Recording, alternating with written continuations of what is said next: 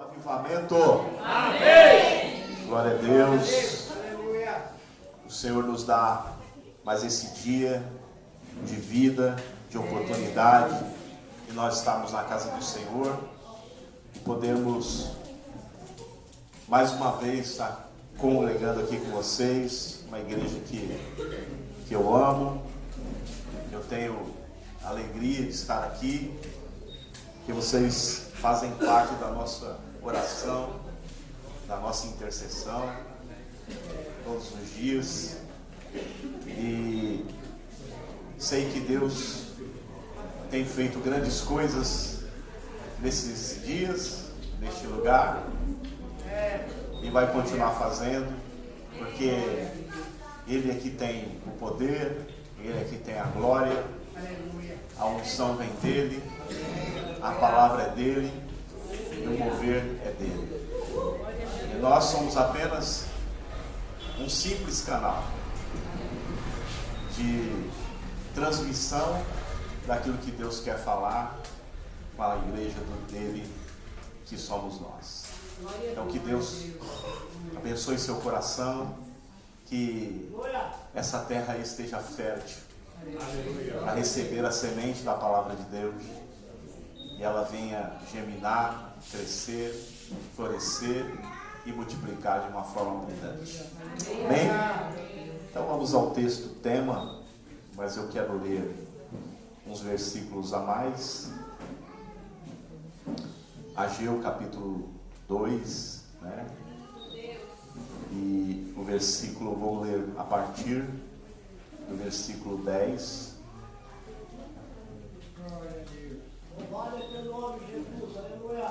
Deixei meu óculos na minha bolsa lá na casa da Beth. Mas vamos lá. Vou ler. Ao 24º dia, no 9º mês, no 2º ano de Dário, veio a palavra do Senhor por intermédio do profeta Ageu. Não sei se vai ajudar, não.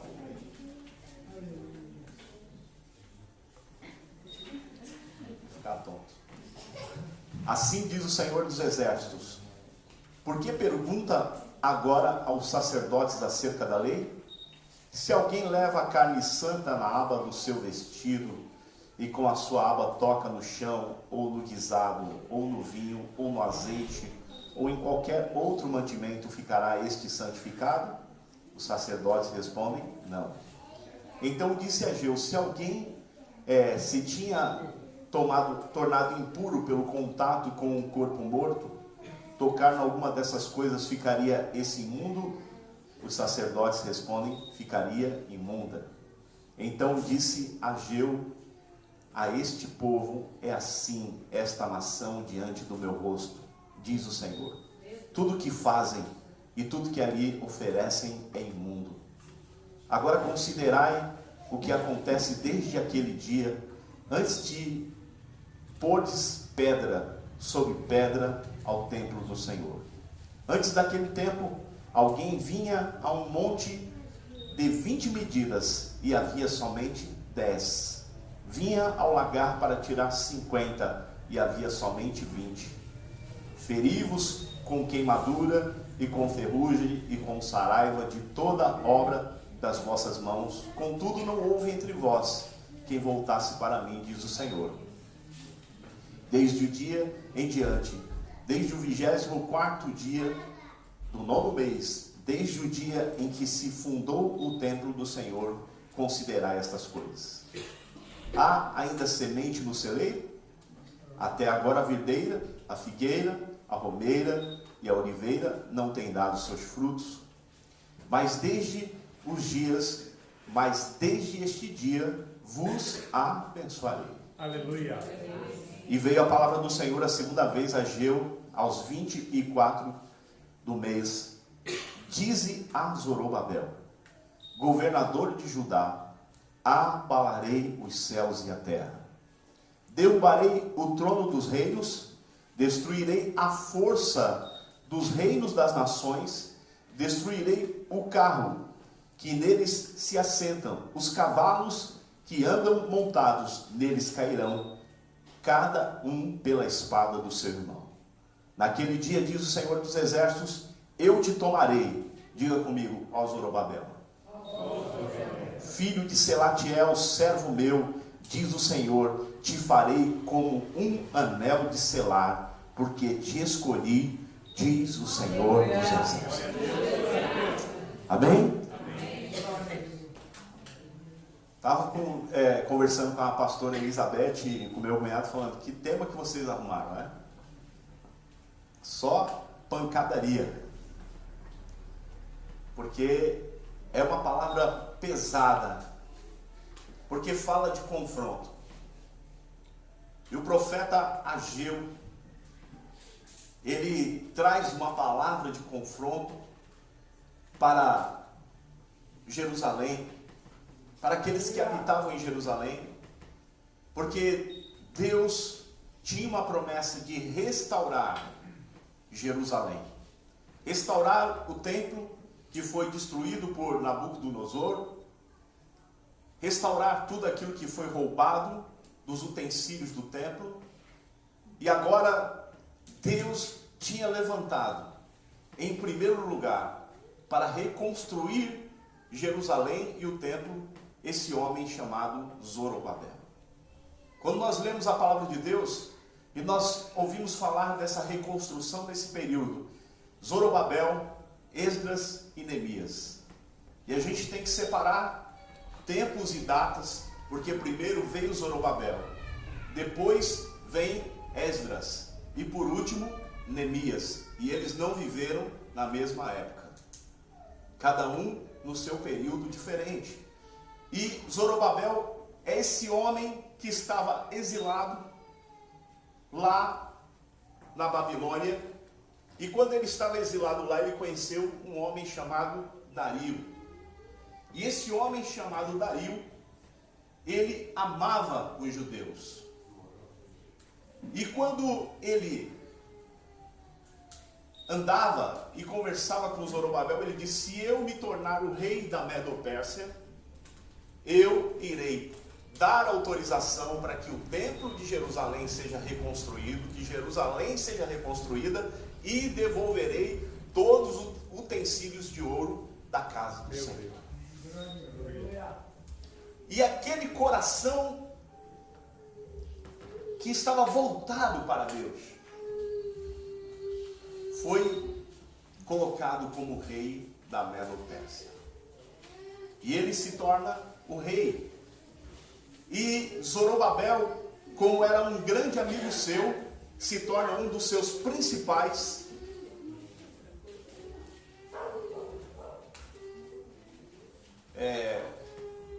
assessores. E aí você vê como que Deus começa a trabalhar a história para poder trazer uma cobrança a uma nação. Primeiro, ele cria um contexto. Depois, ele cria os motivos. E depois, ele faz toda a restauração.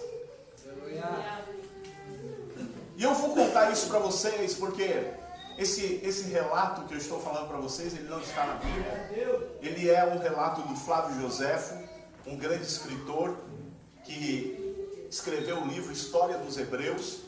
Se você procurar isso que eu estou falando para você, está na página 502 do livro História dos Hebreus. E um dia, Dario estava dormindo e ele perdeu o sono.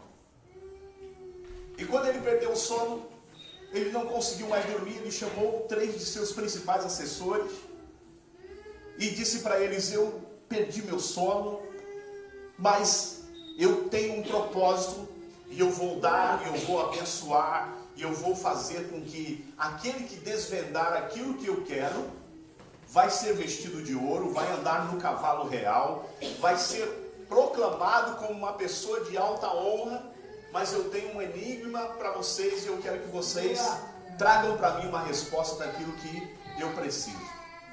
E aí ele diz para eles, eu quero que vocês me digam, o que é mais importante, o que é maior? O vinho, os reis a mulher ou a verdade. E para cada um deles, ele deu um tema. Eu quero que vocês vão para casa, que vocês pensem e que vocês voltem e tragam para mim. Qual a maior importância? O vinho? O que mais? Os reis? A mulher e a? E aí eles foram para casa, pensaram e vieram trazer a resposta para Dario. O primeiro, ele disse que o vinho era a coisa mais forte do mundo. Porque o vinho é algo que alegra a alma. O vinho é algo que faz com que os homens se tornem meninos. O vinho é algo que faz com que o covarde fique valente. Porque, tomado pelo vinho, ele não tem mais medo de nada. E por isso, na visão dele, o vinho era a coisa mais forte do mundo, porque ele é capaz de transformar homens. Ele é capaz de trazer alegria a multidões. Ele é capaz de fazer coisas que os homens não podem fazer quando estão sóbrios. E o rei disse muito bem. Agora eu quero que você que ficou com o tema dos reis me fale. E aquele segundo disse: os reis são mais importantes do que o vinho. Porque os reis dominam sobre as nações. Os reis têm pessoas que trabalham para ele. Os reis, enquanto dormem, os seus sentinelas estão postados, guardando o sono do rei. O rei é aquele que pode colher aonde não semeou, porque tudo lhe pertence. O rei tem autoridade sobre todos os homens da terra, e por isso ele é a coisa mais importante do mundo, é o rei. E aí ele pergunta para o terceiro: e você? O que você me diz sobre a mulher ou a verdade? E aí o terceiro começa dizendo: a mulher é a coisa mais importante do que o vinho e do que os reis. Porque sem a mulher não existiria quem plantasse vinho. Sem a mulher não teria quem te desse a luz para que os reis nascessem. A mulher é mais importante. Porque a mulher, ela faz com que o homem faça loucuras por causa dela. E ele disse para o rei: há alguns dias eu vi o Senhor mesmo, a sua rainha, bater em seu rosto, pegar a sua coroa e colocar na própria cabeça, e você ficou rindo. Eu tenho visto quando a sua rainha está triste, você fica triste, querendo alegrá-la de todas as formas, mas quando ela está feliz, você também sorri. A mulher é mais importante porque ela dá a luz. A mulher é mais importante porque ela alegra o nosso coração. Mas existe algo mais importante do que a mulher. Aleluia. A verdade. A verdade é mais importante do que a mulher, porque a verdade é Deus. Deus é soberano sobre todas as coisas, e Ele criou o homem, Ele criou os reis, Ele deu a semente para que o vinho fosse plantado, e Ele é o mais importante entre todas as coisas. E todas as nações, elas precisam reconhecer que existe um eterno, um único Deus a quem eles devem e podem servir. Esse homem que fala isso se chamava Zorobabel. E o rei disse, Dario disse para Zorobabel: o que você quer? Porque havia uma promessa de quem trouxesse o melhor relatório sobre o que era mais importante, e todos eles aplaudiram, porque o mais importante é Deus. E Dario disse para Zorobabel: o que você quer? Ele disse: lembra quando nós andávamos pela cidade e que você ainda não era rei, e você disse que restauraria Jerusalém, que devolveria os nobres a Jerusalém, e que você também enviaria recursos para que o templo fosse reconstruído e devolveria os tesouros da casa de Deus. O que eu peço é que você cumpra aquilo que você falou que faria. e Dario assinou todas as cartas e todas as autorizações para que Zorobabel retornasse com os nobres a Jerusalém e começasse a reconstrução do templo do Senhor. Você está entendendo por que chegamos a esse texto? Porque chegamos a este lugar, há uma história, há uma retórica. E às vezes a gente só lê a Bíblia e não vê que existem coisas que estão acontecendo no seu pano de fundo. E o que aconteceu? Quem estava em Jerusalém, quem não foi levado, eram aquelas pessoas que não eram os nobres. Os príncipes, eles foram levados no cativeiro. Mas os mais antigos, as pessoas de menos posses, elas ficaram em Jerusalém. Mas lá também existiam os samaritanos, que eram totalmente contrários à recuperação e à reconstrução de Jerusalém. E eles inflamavam o coração daqueles que ficaram, para que eles não ajudassem, para que eles não trabalhassem para que aquela reconstrução fosse feita. E aí, o que acontece? Os recursos para a casa do Senhor, eles estavam minguados. Quando você vai ler o começo aqui de Ageu, está falando que no capítulo 1, no versículo 4, semeais muito, colheis pouco, comeis, mas não vos saciais, vestivos, mas ninguém se aquece, e o que recebe salário recebe num saco furado. Por quê? Porque eles tinham deixado de cumprir os princípios e andar na verdade de Deus. E quando nós olhamos aqui e falamos e ouvimos que Zorobabel disse que o mais importante era a verdade, que é Deus, para a nossa vida e para a nossa história, precisamos trazer a verdade de Deus para o nosso dia. Precisamos trazer a verdade para a nossa história. Jesus disse: eu sou o caminho, eu sou a verdade e eu sou a vida. E nós estamos esquecendo que Jesus é a verdade. A verdade, ela é mais importante do que tudo, porque ela traz à tona tudo aquilo que precisa ser tratado, tudo aquilo que precisa ser consertado e tudo aquilo que precisa ser colocado em dia. Infelizmente, nós costumamos viver debaixo de um outdoor de mentiras.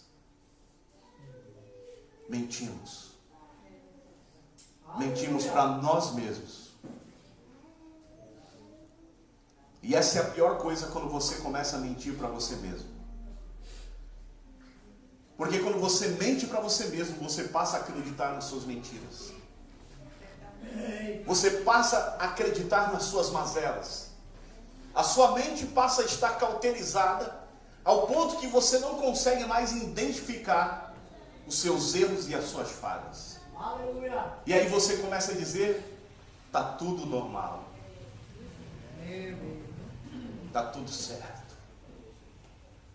Essas coisas aí, sabe, era para aqueles dias. Hoje tudo modernizou. Tem alguns que até pensam, acho que tinha que dar uma reformada na Bíblia, né? Tem alguma coisa aí que precisa de dar uma reformada, porque nós estamos no século 21, era da tecnologia, era do imediatismo. Eu quero apertar um botão e do outro lado sair o que eu quero. Glória a Deus. Eu não quero mais esperar nada.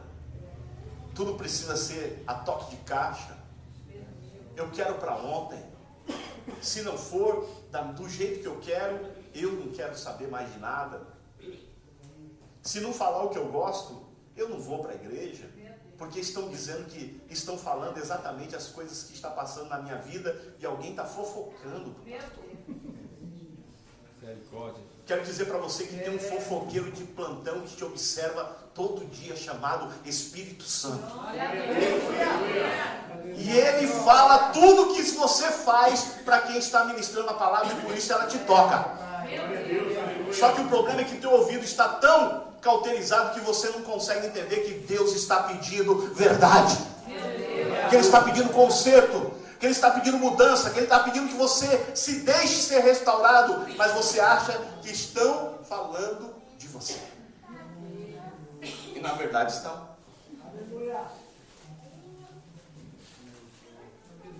Porque a palavra de Deus diz que nós estamos rodeados de uma grande nuvem de testemunhas. Você está rodeado das testemunhas, você está rodeado por Satanás, você está rodeado pelos demônios, você está rodeado pelos anjos, todos estão vendo o que fazemos.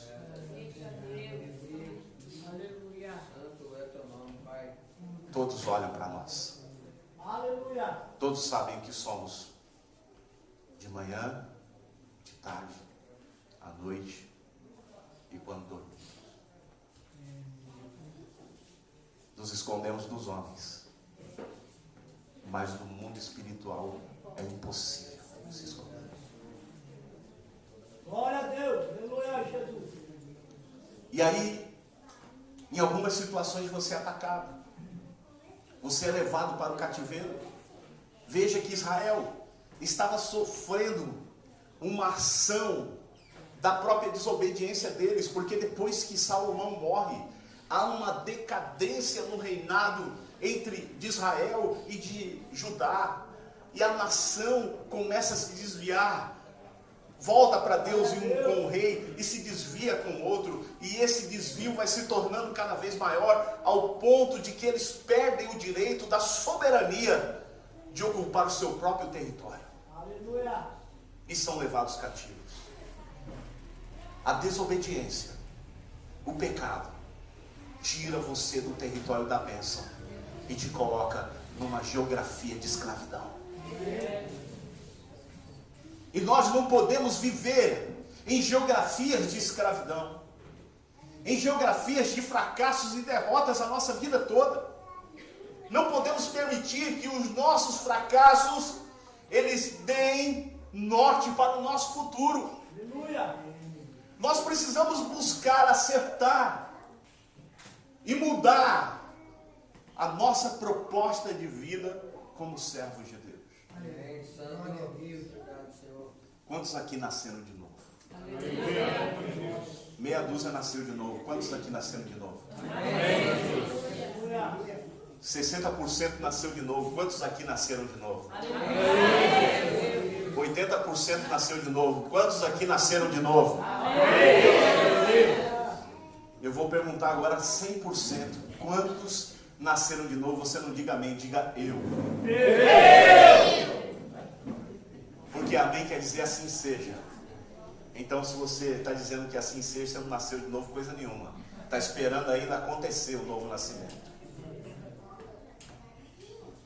Quando nascemos de novo, a proposta do Evangelho começa a transformar a nossa vida. Aleluia.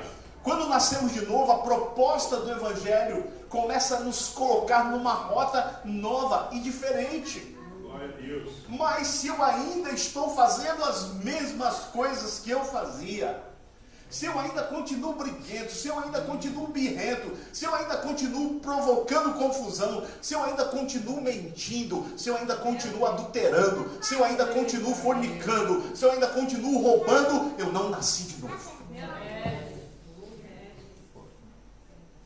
Ainda estou na velhice dos meus pecados.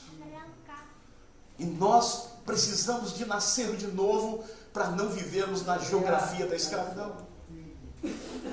Pense você, imagine nós aqui como brasileiros, e um dia uma nação estrangeira vem aqui e toma o Brasil e pega você e leva você escravo para outro lugar, e você perde o seu direito de soberania de ir e vir. Glória a Deus. Você perde o seu direito de cuidar da sua família como você cuida aqui. Que triste não seria? É, meu Deus. E era isso que tinha acontecido com Israel.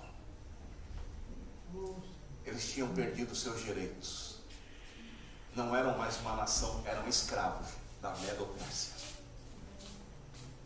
Mas Deus sempre prometeu que Ele restauraria a casa de Davi. Ele restauraria o trono de Davi.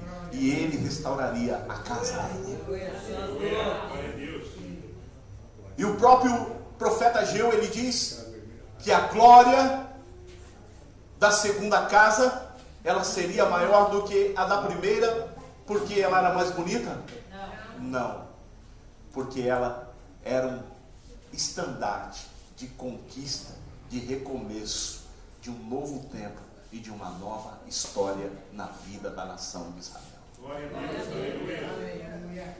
Nós estamos no ano dos novos começos. 2019 é o ano dos novos começos. O apóstolo René está lá em Jerusalém. E agora em Jerusalém, na festa de tabernáculos, o Senhor vai trazer para ele o tema de 2020. Mas esse tema de novos começos para 2019 é algo que veio do coração de Deus, porque nós precisamos começar de novo. Aleluia. Nós estamos terminando 2019 já, estamos em outubro. Dá tempo de começar de novo. Aleluia. Dá tempo de restaurar o altar. Dá tempo de restaurar as pedras colocadas no lugar certo, para que a glória e a presença de Deus se manifeste na nossa vida. Dá tempo de nós voltarmos aos princípios e não fugirmos da verdade. Se nós fugirmos da verdade, irmãos, nós ficaremos prisioneiros e escravos daquilo que Deus não preparou para você. Deus te preparou coisas fantásticas, maravilhosas. Eu quero dizer para você que tudo o que você precisa e tudo o que você necessita já está pronto. Às vezes a gente fala assim: Senhor, prepara. Senhor, eu sei que o Senhor está trabalhando por mim. O Senhor não está trabalhando coisa nenhuma, Ele já trabalhou. Já está pronto. É só pegar, só que a gente fica numa vida de escravo, numa vida de escravidão contínua, porque andamos um passo para frente e damos dois para trás.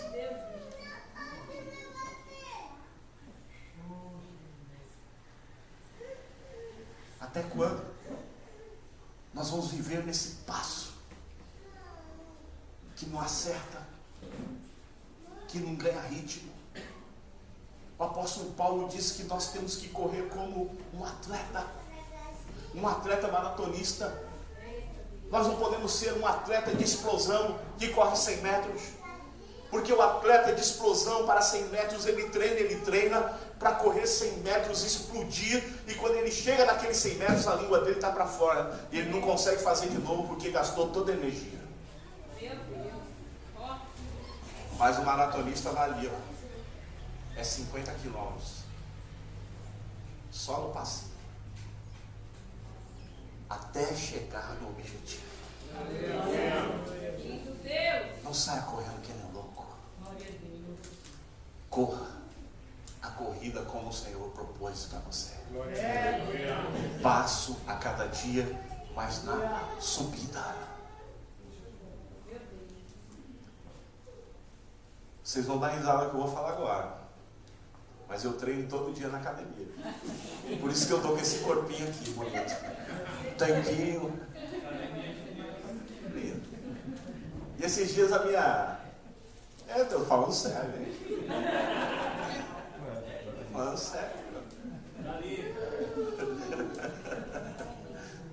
Mas eu vou seguir. E aí a professora lá falou assim: hoje você vai fazer funcional. Falei para ela: eu não aguento fazer funcional não, hein? Ela falou: não, você vai fazer. E aí a esteira você vai colocar na ladeira. Aí eu falei: meu Deus do céu. Aí você vai na esteirinha ali na ladeira, você começa, aquele negócio vai ficando pesado. Vai ficando pesado. Vai ficando pesado. Você, meu Deus. Mas só que tem um detalhe. Aí eu comecei a pensar naquilo e falei: assim é o caminho para o céu. É subir a ladeira. é subir a ladeira. Tem hora que você está, meu Deus, eu preciso de força, me ajuda, me ajuda, me ajuda. E o diabo está dizendo, para, deixa de ser bobo. Para que tanto esforço? Continua barrigudinho assim. Deixa seu coração cheio de gordurinha. Deixa suas artérias entupidas. Isso é bobagem. Para quê? Não tem problema não. E aí a mesma coisa que o diabo fala no ouvido da gente. Deixa as gordurinhas do pecado aí com você. Não precisa queimar nada não. Você está bem. Olha só, tem gente que faz pior do que você. E ele está vivendo tão bem, olha só, você não faz nem a metade que eles fazem. E olha só. E é por causa disso que nós vamos deixar de entrar no céu. Por causa dos pneuzinhos extras. Das coisinhas pequenas que nós não jogamos fora. Porque as grandes é fácil jogar porque elas ficam latentes e à mostra, todo mundo vê. Mas as coisinhas pequenas que a gente esconde debaixo do tapete, as senhas que a gente usa para guardar e esconder que ninguém sabe como abrir aquelas senhas. E de vez em quando você tem saudade, você vai lá e digita aquela senha e tem acesso àquela mazela preferida, escondida e guardada. O Senhor quer verdade. Ele quer verdade para a nossa história. Ele quer verdade para nós. Ele quer realmente dizer assim para você hoje e para mim: mas a partir de hoje eu vou te abençoar. Mas esse mais tem uma vírgula, porque precisa de passar pelo conserto, precisa de passar pelos princípios a serem cumpridos de forma correta. Não podemos viver uma vida em que nós fazemos as coisas do jeito que queremos fazer.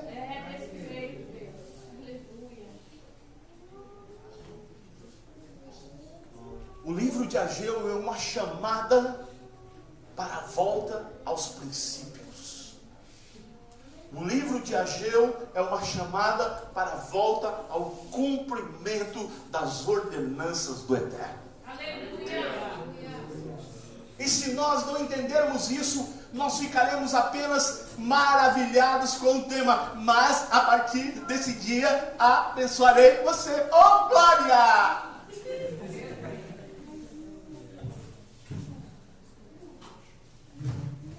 Aí você sai que nem um pavão da igreja.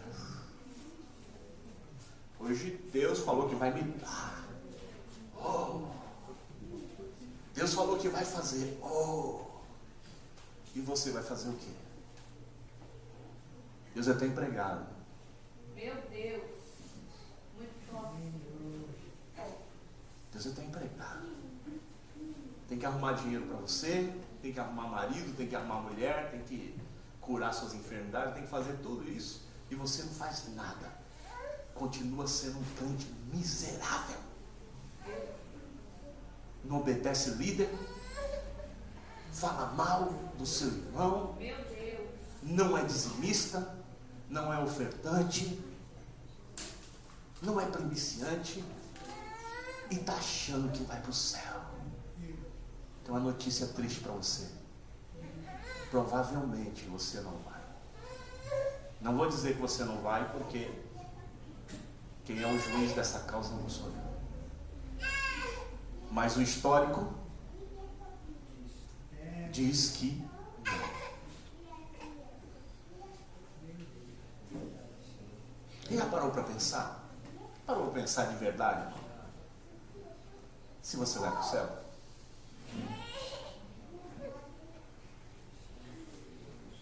Senhor. Já parou para pensar nisso? tantos princípios que estão dentro dessa palavra. Será que nós vamos? Será que eu vou?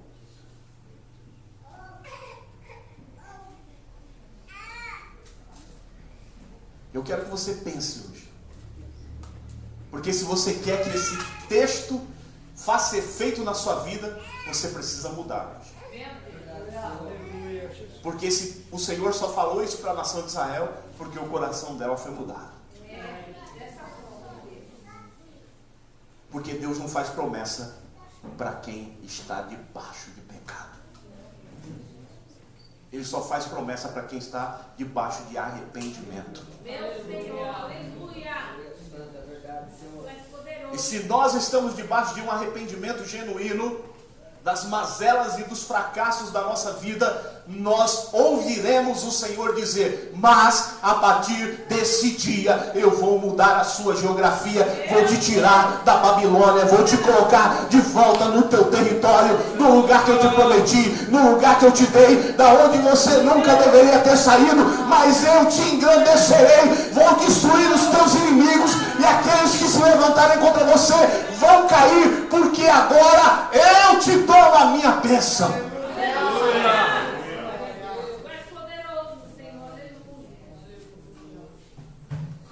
Aonde você quer chegar? E o que você precisa para a sua história? Você vai continuar sendo murmurador? Vai continuar sendo opositor da obra de Deus? Sendo opositor da obra de Deus, se opõe a tudo.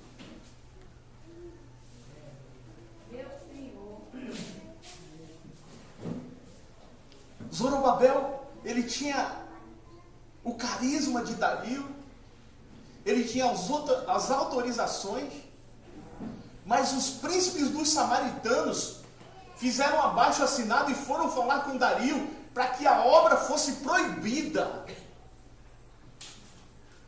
Mas se ele não tivesse a unção e a graça e a autoridade que o Senhor tinha dado sobre a vida dele, guardando o coração de Dario, talvez a obra tivesse sido interrompida. Mas a obra não foi interrompida, porque Deus tinha levantado Zorobabel para ser o diferencial naquela época. E eu quero dizer para você hoje que Deus, Ele quer nos restaurar para nos usar como homens e mulheres que vão fazer a diferença para libertar nações, para libertar famílias, para libertar as pessoas que estão presas. Mas para isso precisa haver um coração disposto a se dirigir na direção daquilo que Deus quer fazer. Aleluia. Aleluia, santo. Bendito. Nesse período se levanta Zorobabel, depois se levanta Esdras e depois Neemias. Todos eles com um único propósito: o sonho e o desejo de ver Sião de pé, Jerusalém de pé, o templo do Senhor erguido. Vocês sabem que o templo de Salomão era um templo lindo, rico, maravilhoso, suntuoso. E esse templo construído aqui, quando você lê Zacarias, as pessoas estavam desdenhando de Zorobabel e dizendo: quem é Zorobabel? Até uma raposinha vai passar e derrubar essa construção que ele está fazendo aí, porque ele não é de nada. Mas o profeta Zacarias disse: olha, quem vê o prumo na mão de Zorobabel, saiba que ninguém pode desprezar as pequenas coisas, os humildes começos. E Deus é o Deus das coisas humildes, Ele é o Deus da simplicidade. Aleluia. E a gente às vezes quer as coisas, uau! Deus é o Deus da simplicidade. Ele pode te batizar com o Espírito Santo hoje, sem você precisar de pular, sem você precisar de derrubar as cadeiras, derrubar ninguém. Ele pode te batizar com o Espírito Santo e colocar línguas na sua boca, na simplicidade. Mas Ele pode também fazer um grande reboliço e você sair correndo por essa rua que nem um doido. Porque não tem regra, não tem jeito, é do jeito que Ele quer fazer. É da maneira que Ele quer, não é como eu quero, não é como eu estou pensando que tem que ser. E nós ficamos assim, querendo criar regras para o que Deus vai fazer. Nós estamos atrapalhando Jesus de salvar as pessoas. E nós precisamos de parar de atrapalhar Jesus, de parar de atrapalhar o Senhor, de fazer a obra dele, colocando os nossos impedimentos. Nós colocamos um monte de travas, um monte de impedimentos e dizendo, não pode fazer desse jeito, porque fulano é isso e aquilo. Não pode fazer desse jeito, porque aquela pessoa já é assim, assado. Não pode fazer desse jeito, porque ele é um drogado. Não pode fazer desse jeito, porque ele é alcoólatra. Não pode fazer desse jeito, porque é prostituta. Mas eu quero dizer que Jesus veio salvar e libertar todo aquele que se havia perdido. Não importa o que a história da pessoa, importa que existe um Jesus remidor e salvador, e Ele quer salvar essa humanidade. Então vamos parar de atrapalhar Jesus.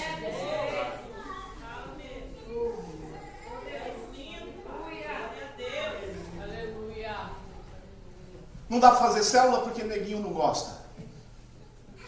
Não dá para fazer isso porque aqui nesse lugar não dá. Mentira do capeta. Faltou a disposição, faltou a vontade, faltou a desafio. Porque o samaritano chega no seu ouvido e diz, não faz porque não dá certo. Mas Zorobabel, ele falou assim, não estou nem aí, o que Deus propôs no meu coração, vou fazer. Precisamos ter propósito. Engraçado que as pessoas têm propósito de comprar uma geladeira, tem propósito de comprar um carro, tem propósito de construir uma casa, tem propósito de colocar um silicone no peitinho, de colocar um silicone no bumbum, de fazer uma lipoaspiração, de fazer uma sobrancelha definitiva, mas não tem propósito de ganhar uma alma.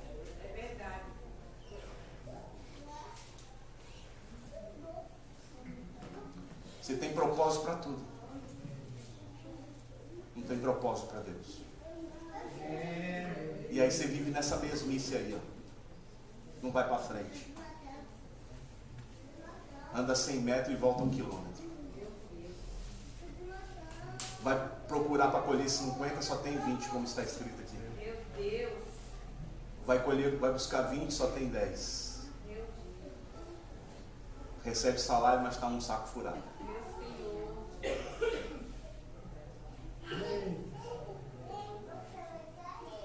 O espírito da miséria está na sua vida. Sua casa só tem coisa velha, quinquilharia, lixo.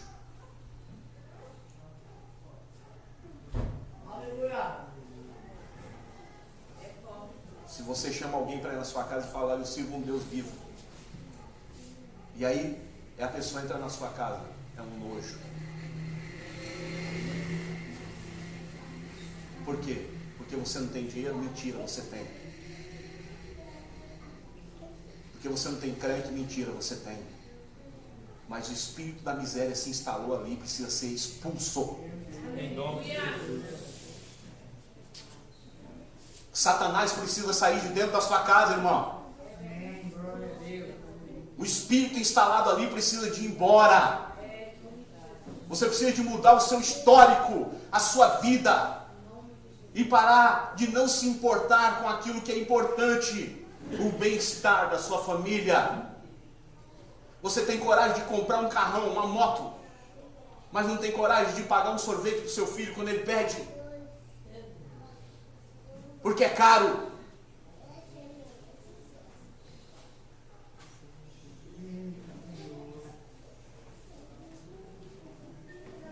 E aí o seu filho cresce frustrado.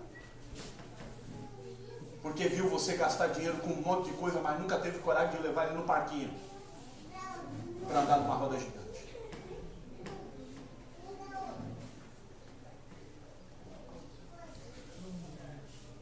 Me perdoe. Meu chamado é pastoral.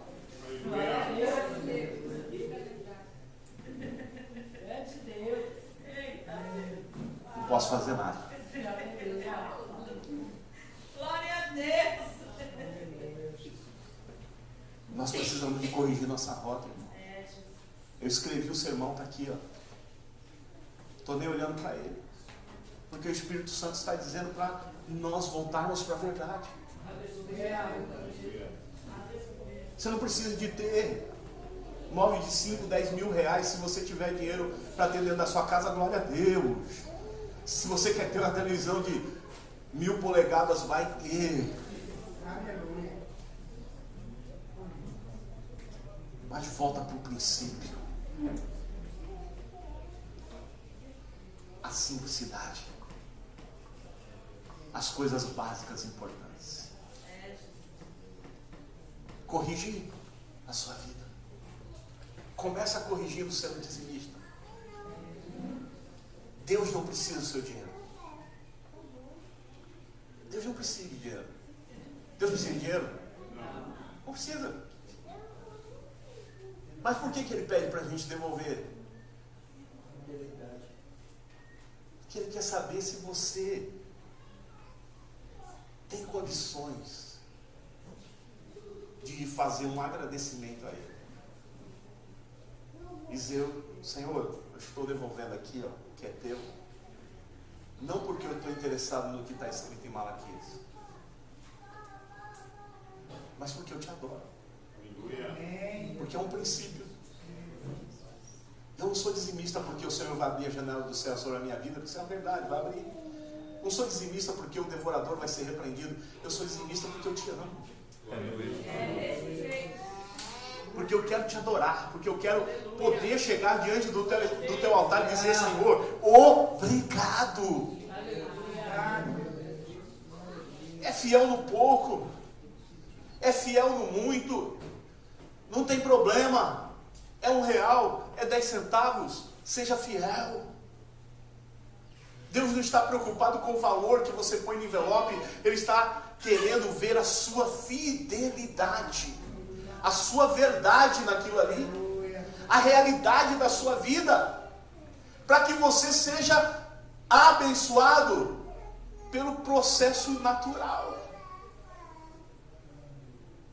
É um processo natural. Agora a gente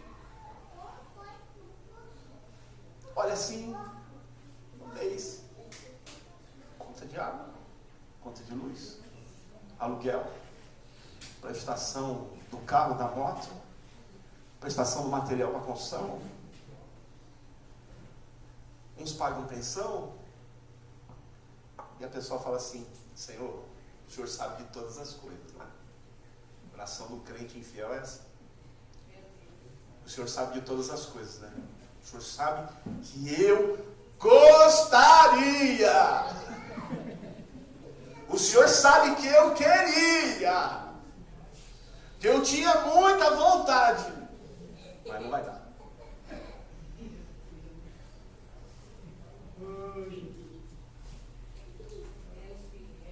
E o Senhor olha assim e fala, tudo bem. Não quer dar, não dá. Também não posso fazer nada por você. Entre aspas, né? Porque ele ainda faz. Porque a misericórdia e a graça de Jesus nos alcança. E ele ainda faz. Mas aí começa você a viver uma vida que não tem paz.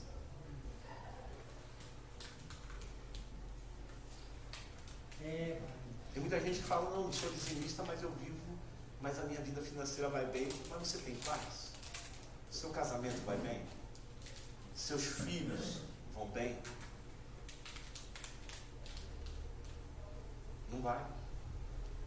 Porque quem não cumpre o princípio, alguma coisa desanda. É verdade. A gente cumprindo já é uma guerra, irmão. A gente cumprindo já é uma batalha terrível. Imagine quando a gente deixa de cumprir. É desse jeito. E aí a pessoa vai embora, desvia, sai da igreja, acha que o discurso está pesado, acha que está sendo muito confrontado. E aí você vai ver o resultado da vida dele. Desgraça só. Irmãos, nós temos a receita do bolo. A receita para vencer. A receita para fazer deste versículo o tema desta semana profética verdadeira em nossa vida. Olha, ainda há semente no celeiro? Tem semente no celeiro ainda, irmão? Tem semente nesse celeiro ainda?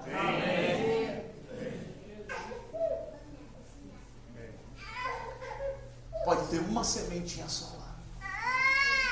Mas a partir de hoje, essa semente que está nesse celeiro, ela vai ser colocada numa terra fértil. E ela vai começar a se multiplicar. A semente da unção e da glória de Deus na tua vida. Tem glória ainda nesse celeiro aí. Tem unção de Deus ainda dentro de você. O Espírito Santo ainda tem direito de falar nesse seu ouvido. Então, se ele tem direito, comece a deixar a unção de Deus te tocar nessa noite, e você começar a dizer: Senhor, eu preciso voltar ao primeiro amor, eu preciso voltar ao princípio das primeiras obras, eu preciso voltar a ser como criança. Nós cantamos aqui: quero ser como criança. Criança se deixa ser educada, criança se deixa ser ensinada, criança se deixa ser conduzida, e é isso que o Espírito de Deus quer fazer conosco. Ele quer nos conduzir, Ele quer nos abraçar, Ele quer nos carregar no colo e nos levar de volta para o lugar de onde nunca deveríamos ter saído, que é o lugar da conquista. Você crê nisso? Então celebra o Senhor e aplauda Ele e diga: eu creio que hoje eu estou voltando para o lugar que eu tenho direito. A minha história vai voltar a ser aquela história de conquistas.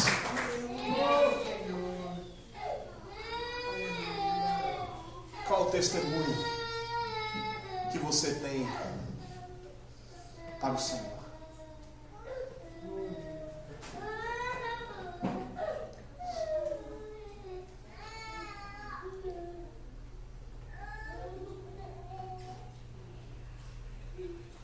A bênção, ela está aqui.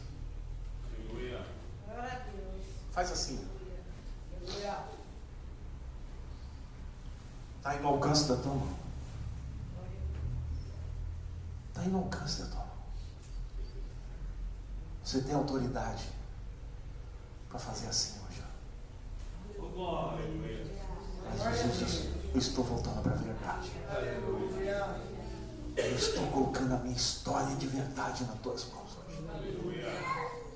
Eu estou me tornando aquela pessoa que crê que o que existe mais importante no mundo não é o vinho, não são os reis, não são as mulheres, não são os homens, mas é a verdade de Deus. A verdade de Deus vai me conduzir para uma rota nova. A verdade de Deus vai me colocar num caminho reto. A verdade de Deus vai me fazer andar a Sião, em estado de graça. O Senhor quer tirar essa cara de maracujá azedo que você anda, essa cara de aborrecido, de cansado, brigou com o mundo. O Senhor quer tirar isso. Sabe por quê? Jesus disse que o fardo dele é o quê? Leve. E o jugo dele é o quê? Suave. Mas tem muito crente andando com o corpo. pesado. O cara vem 2 vezes por semana na igreja e fala que está pesado.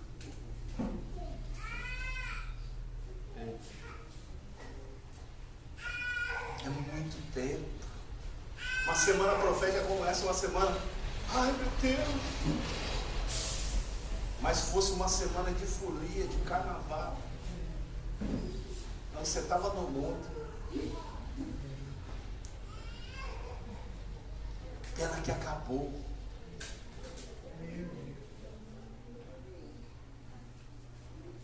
Mas a gente vem passar 2 horas dentro da igreja. Passa como o pastor Davi falou, hein? Meu Deus do céu, hein?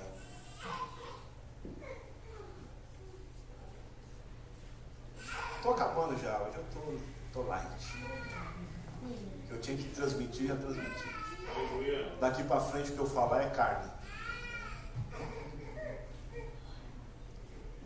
Seja fiel. Seja fiel.